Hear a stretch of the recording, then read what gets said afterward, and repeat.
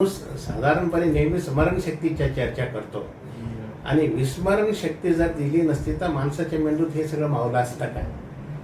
Everybody would have become chaotic. आज 10 वर्षापूर्वी आपले नातेवाईक गेले, आपण विसरतो. म्हणजे मोबाईल आपण फॉर्मॅट करतो ना, का करतो? नवीन जागा उपलब्ध करतो. तसं विस्मरण झालं की माणसाला नव्या गोष्टीकडे वाटचाल करता येते. त्यामुळे स्मरणशक्ती इतकीच विस्मरण शक्ती महत्वाची. करायचं असलं तर की निसर्गाचा मेंदू एक मानवी मेंदू हे भगवंताची आगाध लीला आहे. आणि आज जे ज्ञात आहे ते फक्त माणसाच्या मेंदूचं 10%च कार्य भगवंत आपल्याला माहिती आहे. मेंदूचं 90% कार्य अजून आपल्याला माहितच नाही.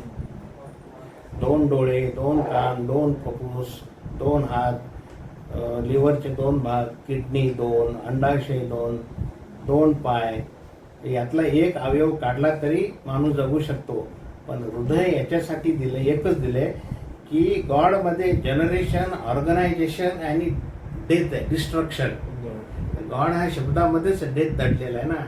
तर माणसाला मारायला एकच हृदय ठेवले, नाही तर सगळे म्हणजे जर माणसाला मृत्यू राहिला नसता तर अराजक माजला असता.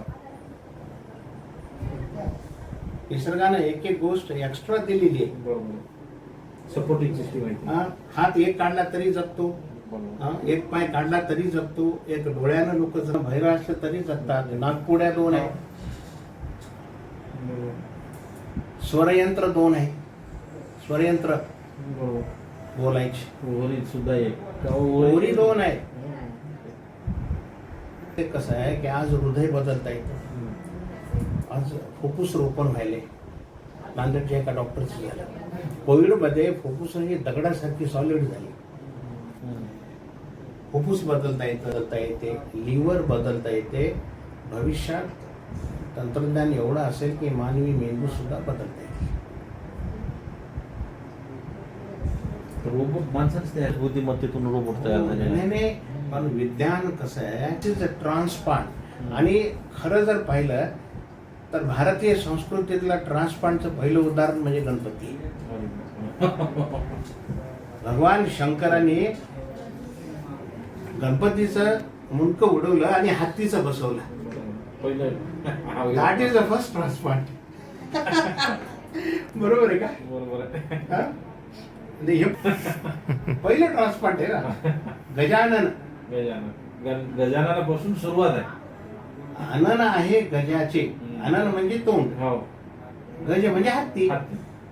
बरोबर. गजानन गणेशातीतून आहे. श्री गणेशाची तुला मी बरीच चर्चा झाली. असेल तर तो नाच चालला पेशंट. तुम्ही ऍडमिट कधी झाला? तुम्ही कुठे चालला असा? काय करत होता तुम्ही? हां, अच्छा. कसं वाटते आता? कुठून आलात तुम्ही? कुठून? गौड. अच्छा. ट्रीटमेंट करणारमध्ये काहीच नाही साहेब ते ट्रीटमेंट. बरं. आणि सर्व यांचा विश्वास ठेवून इथं आलो. साहेबाचं ट्रीटमेंट झाल्यामुळं माझी पूर्ण तब्येत खालावली होती. बरं. साहेबाचे 10 मिनिटामध्ये ट्रीटमेंट लागू लागले आणि पूर्ण 20 कमी मिनिट आराम वाटते आता? आता एकदम आराम होते. थोडासा त्रास आहे पण काही होईना होतं साहेब. दुकानात? हां. बीचच्या खाली थोडंसं एक छिद्र होतं. हां. त्याच्यानंतर रात्रीच्या वेळी का दिवसा? नाही, आता दिवसा सकाळी 7:30 वाजता. बरं.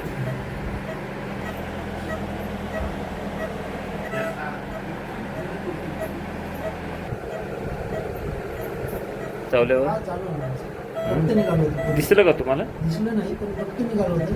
हां. त्रास व्हायचा मला लगेच. हां.